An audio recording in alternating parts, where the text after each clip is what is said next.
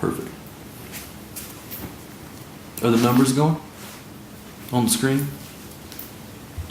Yeah, that's it, blinking. There we go. You should be good. The numbers rolling. Mm-hmm. You can't see those, but go ahead.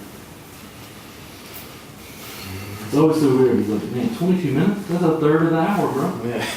Like, wow, how did you do 22? Yeah, all you did was work on my leg. See, man, that's what I was telling somebody that earlier today in an appointment. I was like, she just had an hour appointment from jiu-jitsu, and I was like, you only got an hour? She's like, yeah, I only got an hour. I was like, all right, well, let me break you off here. Spent like 22 minutes on the leg, that was bothering her. And, didn't turn her face down or anything really, I'm like, man, that's 22 minutes, that's pretty much half the session almost. So,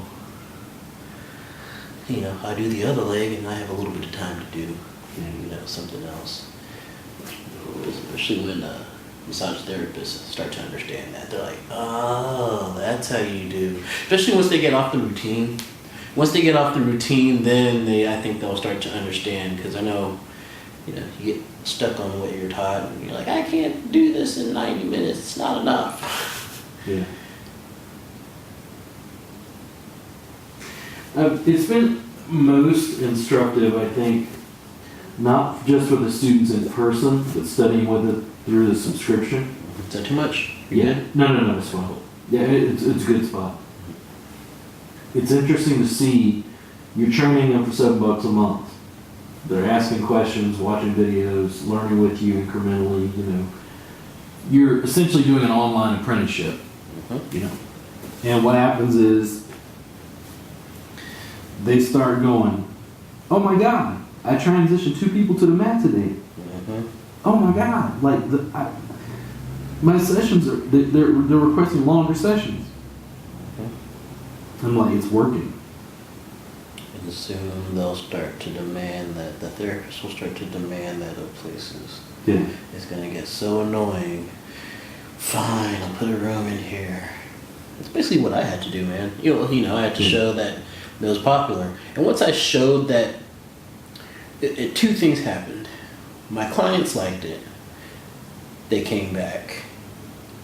And in a place like, in like a small massage clinic, other therapists got to see me do something different.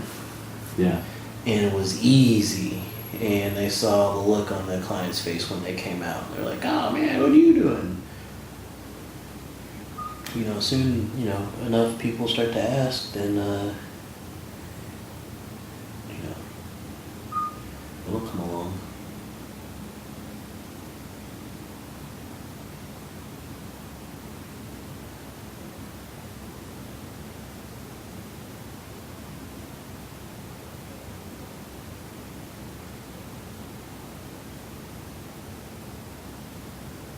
A little bit more sharp right in there.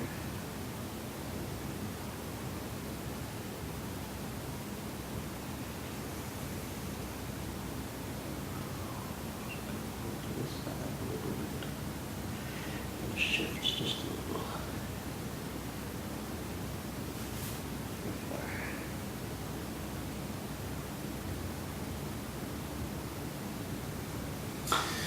generally, it's less fight, more brands. And when I say give the clients what they want, it's not necessarily focusing on, I'm giving them a massage. I'm like, no. Are you giving them pain relief or relaxation? Are you giving them mobility? Or stretching or whatever. Whatever it is that the clients are looking for. That's where I find it funny that I couldn't get enough massage therapists to start doing the work, and then Stretch Lab and Stretch Zone just blows up. Why do you think it was possible for them to blow up? Well, I mean, entrepreneurs, they have the money to open facilities and ram it through. But But the idea, like, I'm going to open up a stretch place. Like, why would they think that people would want to come? Because people want to stretch, but they're lazy. It's like, well, we do it for you. Well, that's what usually therapists think when they see Thai massage or something like that. They're like, isn't the one with a bunch of stretching? I don't want to learn that. But again, we're saying at the same time, it's not massage. And my fundamental issue was, I'm like, I don't think people really want massage. And they're like, what? That's crazy. And it's like, they want pain relief or relaxation or mobility. Massage is just how we deliver those things. Would you say massage just hasn't delivered them? So, okay, My bad. no, it's fine. It's just that part of my foot digging. When I need to go somewhere, I get in my car. I don't care if it's a car. I don't care if it's a moped. It just solves a transportation problem. Massage either solves a pain relief problem, a mobility problem, or a relaxation problem. What problem does the service solve? Will you turn around face up? Yeah. Because I can just as easily get an Uber, and an Uber solve the transportation problem. Will you face the window on the side? Yeah. Uber solved the transportation problem. Now, what is... But what was so before we go into that, what was the real problem with Uber then? Was it a transportation problem? Yes. Or was it People got to get somewhere. the fact that taxis were the only service? People had a transportation issue. I got to get from point A to point B. And here's why Uber won.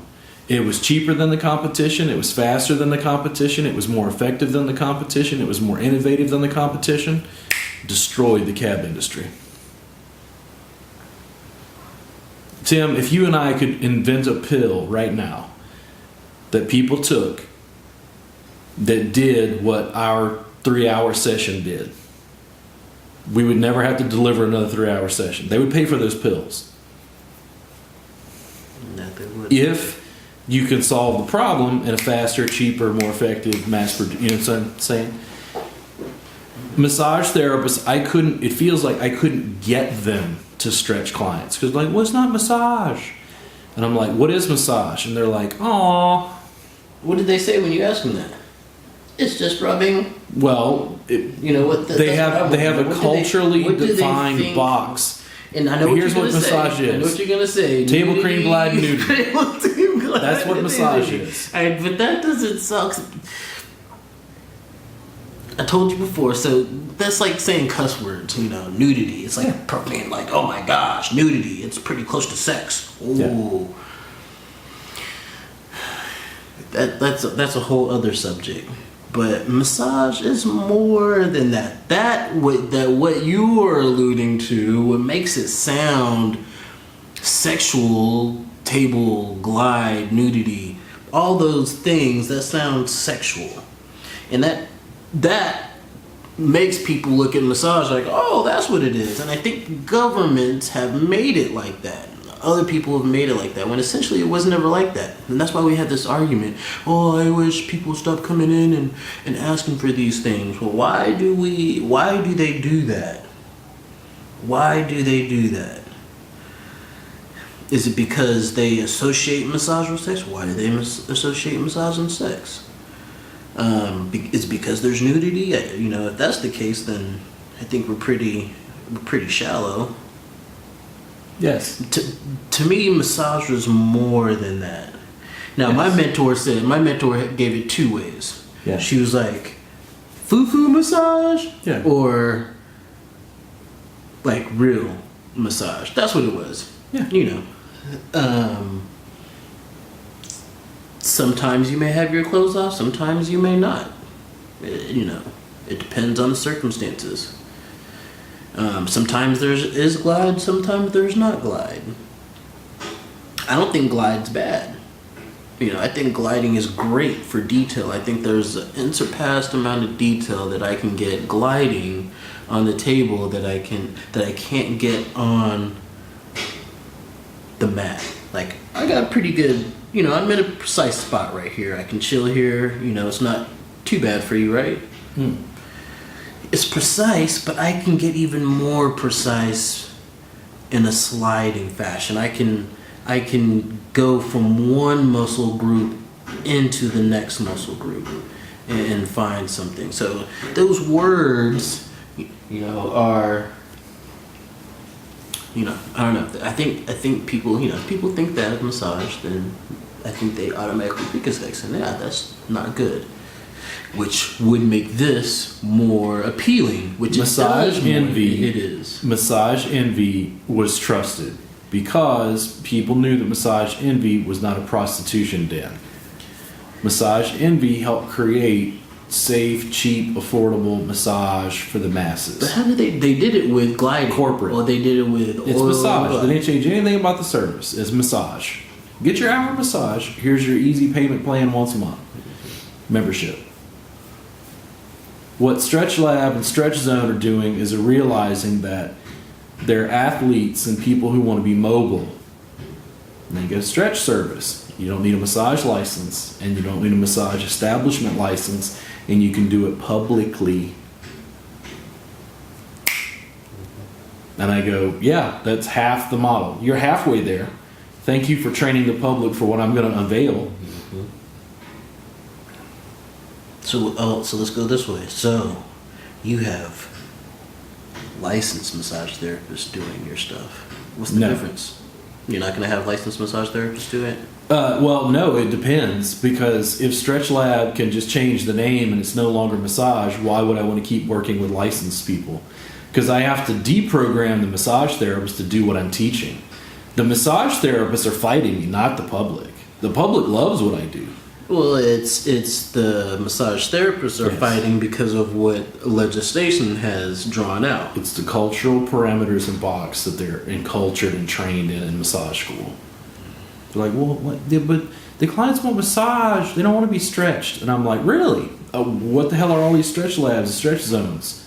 Why did Massage Envy add a stretch service? Because they know competition's right there. Oh, see, maybe again, that's what my mentor did. She brought me away from just the one-dimensional, traditional look of what we believe as massage is. Oh, relaxing. It doesn't have.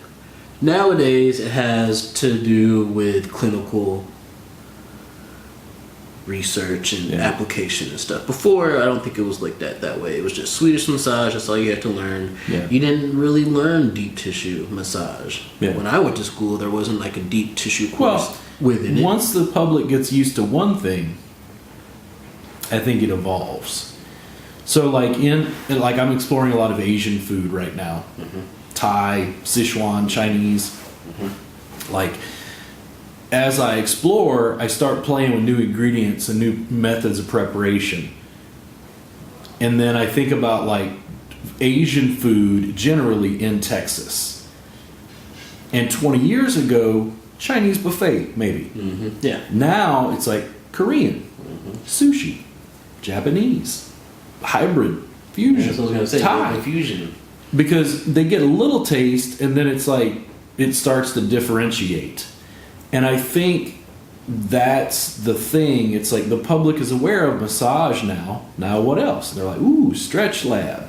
Now, if clients, Tim, if clients came in right now with you and I, and there was no time limit, you and I just did what we do. Doesn't matter if it's table, doesn't matter if it's mat, you and I just did what we do.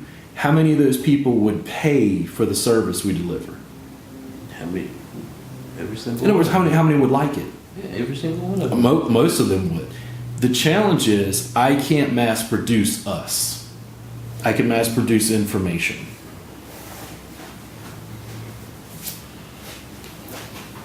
So you're saying that's trying to mass produce massage therapists, that's a waste of time? Well, mass production. Monetary-wise, it's not. Mass production has issues, both good and bad. Because mass production allows you to produce at a scale. It also can sacrifice quality. Can. Doesn't mean it has to. People aren't widgets. People are what? They're not widgets. Like, it's not an iPhone. I can't, like, Kristen has a different mindset than you, than Philip, than Genesis, than Heidi. I have to work with each of you individually, and I always too, like, this is what's interesting is, like, people will talk to me and they start like, ooh, Robert's trying to create a modality empire. And I'm like, I'm trying to help Tim become more like Tim.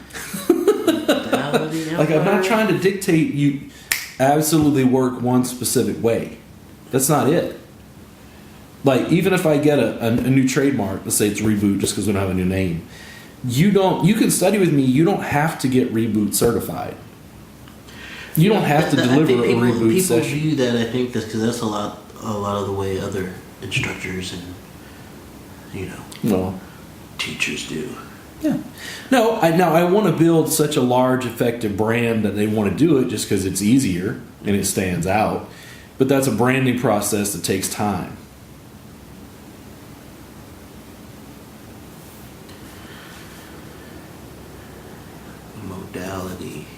Modality empire. Every time I'm like, what is a modality? And people get angry. Modality empire.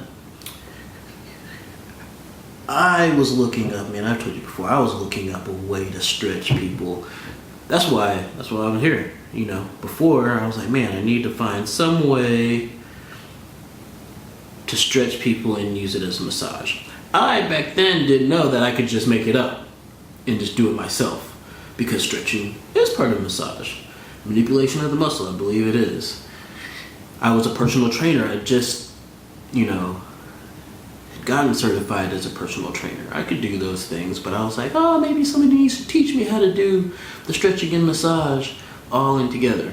So when you say that, people don't think that massage and stretching are the same thing, that just blows my mind. That's why I have a problem understanding the way some of those people think. Mm-hmm. To me, it was just a no-brainer. It's a no-brainer. Especially if you've ever been injured and done any type of rehabilitation, and or you are an athlete as well too. I think you understand the importance of stretching and just the dynamics of it. Now, this probably wasn't until 8 years into my practice, that I was like, there's more. And I probably wouldn't have figured it out if I didn't have a mentor. Everybody should have a mentor. Break them out of the mold.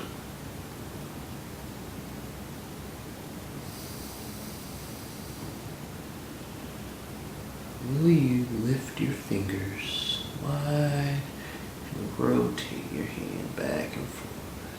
Yeah.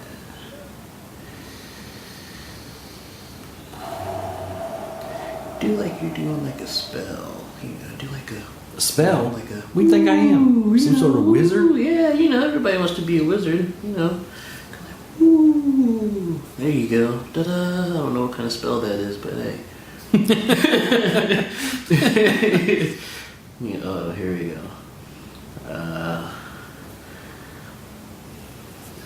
And then they're like, man, how did he know to work right there? It's like, because the tissue probably felt dense as shit. Yeah, exactly. It's always. It's not supposed to feel like that. Here we go. It's a little bit of the rotation, like you were talking about. That's how I think you find things, man. And that's, I think, the secret. That's the secret to movement. Deep tissue as well, too. You don't have to go straight down into it and press really hard. This is not really hard. I'm talking still. I got a little small grip, but it doesn't feel like it's light. Imagine, just moving right to the side. All right, here we go. Hold on 1 second, brother. Relax. And now move these top fingers right here. This one and this one. Yeah, there you go. Yeah, now do it. Alright, do just the pinky. Can you scratch your palm with your pinky? Yeah, see that? There you go. Couldn't even tell if that was my wrist or what. I don't know what it was.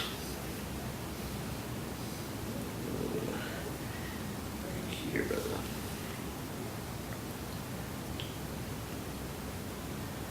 If I can use my elbow right there. Let's see. Just playing They're like, around. "What?" See, that's They're like, but I couldn't get my elbow to fit there. I'm like, so move them. And they're like, Yeah. what? And I'm like, okay, so my main body is in sideline. What I don't even know what to call what you're doing to my arm right now. I don't know. I'm like, well, what's the name? Does this move have a name? I'm like, oh my god. I'm like, what's the move between the moves? I told you gotta name stuff, man. You gotta name stuff. You know, what is this? The feeding pelican? See, look at that motion. The feeding pelican. You gotta make something up. But no, man, this is the best way to learn, man. You have somebody, you're not paying them, so man, I think that, you're not paying me really, so I have freedom. I have freedom. All you know is, oh man, I'm hurting. Tim's gotta come over and do something and make me feel good. Time massage jam. Because they're not paying for you to work on them, and they're not paying just for you to teach them. Time massage jam. I told somebody this the other day. Do you know much about the Grateful Dead? Do I know much about Yeah. it? Not much about So it. the Grateful Dead formed in the Haight-Ashbury in San Francisco in the mid 60s. They were the house band for the acid tests. LSD at this time was legal, by the way. So you'd go in, the public would come in, they pay like $1 or whatever for their little cup of LSD, Kool-Aid, and then everybody would freak out. But the Grateful Dead played music at the acid test, but it wasn't a concert. The Grateful Dead weren't the event. Everybody was the event. Like they could, play a 45-minute long improv, like free jazz, or they could go chase butterflies. And here's what happened. They kind of forged themselves in that environment of improvisation and experimentation where the audience was just as important as the band. Time Massage Jam, in a weird way, replicates that. Because I'm not the event. Right. Like you and I show up and we're cutting up in a corner talking about professional stuff or bitching. Somebody over here is first time's never been. They're working with somebody new. Each jam is wildly different. And I didn't have to act like, well, this is a formal massage. Fill out your intake form and let me, It was like, no, where do you hurt? Okay, cool, let's work on you. You got to improvise and play and experiment and see how people responded to stuff. That is true, man. It was a really good... Man, that was a very good thing to have when learning My this. arm, I feel like I can't... I want to let my arm go, but I'm afraid it's going to roll down. So this is exactly what I was going to do. I was going to wait to stop here. So what I'm going to have you do is just slowly slide just your forearm down your leg. Down here, down your leg, as slow as you can. And it's going to go down to your stomach. But leave your elbow here. I'm going to even do this right You mean here. bend at the elbow? Yep, go ahead and bend There at the you elbow. go. I'm still going to do it. I'm going to hold it just like that. Lay your hand out flat. I like the Time Massage Jam because I get a chance to experiment. Lay your hand flat. There you go, just like that. Yeah, see, there we are. You keep going into my belly, Yep, you go say? ahead, go all the way down to the... Just like that, and you can let it hang right in there. There we are.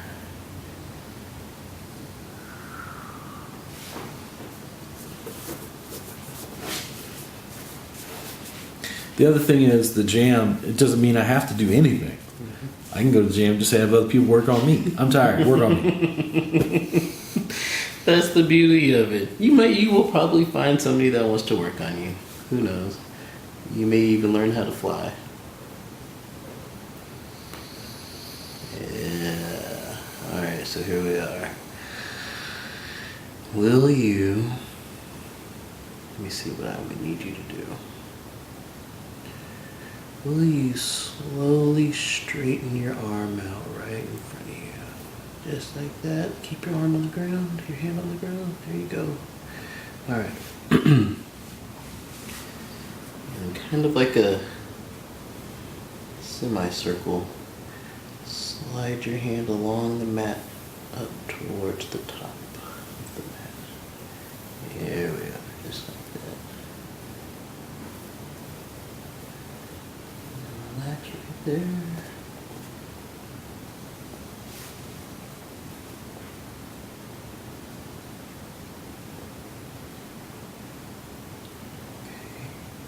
Turn your palm up to the back mirror. Yeah, there you go. Alright. Now keep on going towards the mirror with your whole arm. Yeah.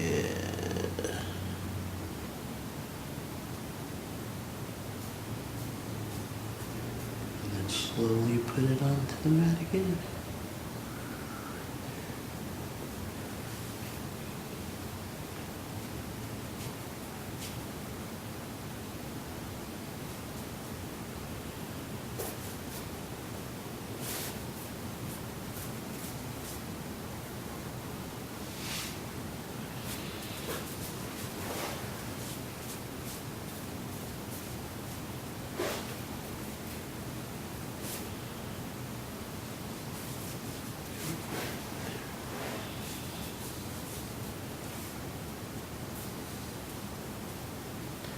Right, keep on going right back to this spot right here, man. Not really too much right here, but right in there, brother.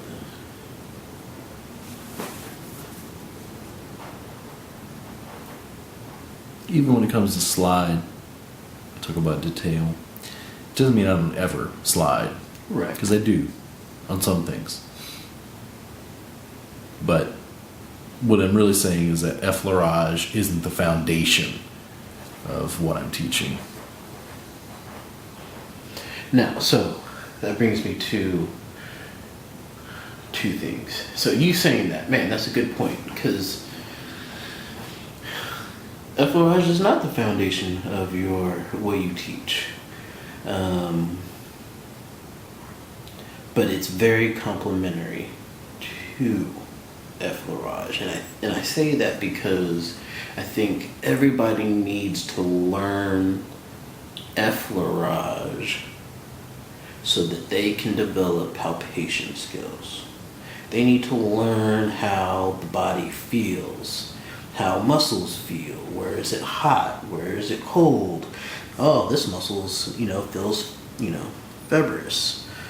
This muscle's really loose. They need to feel that, and I think beginners that don't have any experience with touching the body, I think that's a good start. Swedish massage isn't just about effleurage, it's about petrissage, it's about tapotement, all those things. And it's about jostling. People forget that. Yeah. But I think we just learn, people are so, instructors are so, they want to get to the good stuff. Let's get to the good deep tissue stuff that, people are learning. Like I said, they didn't teach that when I went to school. I had to actually ask about that because it wasn't the trend back then. It wasn't the trend. People didn't know that, but people did want it. There was sports massage, but it wasn't promoted like it is today. And you had to find special people that did that.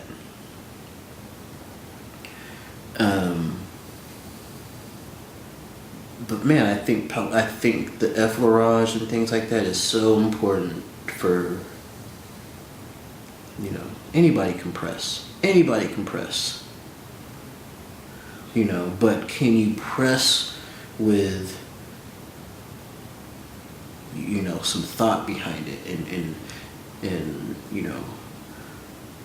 when you touch people, are they melting, and they're like, oh, he knows exactly what they're doing. You know exactly if a massage therapist is good within 5 minutes. Just when they touch you, you know where the massage is gonna go. So I that's why I think that, man, I believe in Swedish massage still.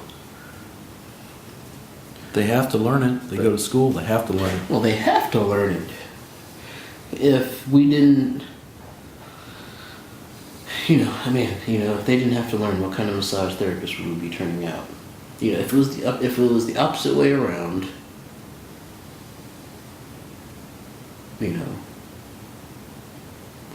what would it be like? You know, would it be like Asia? Yes.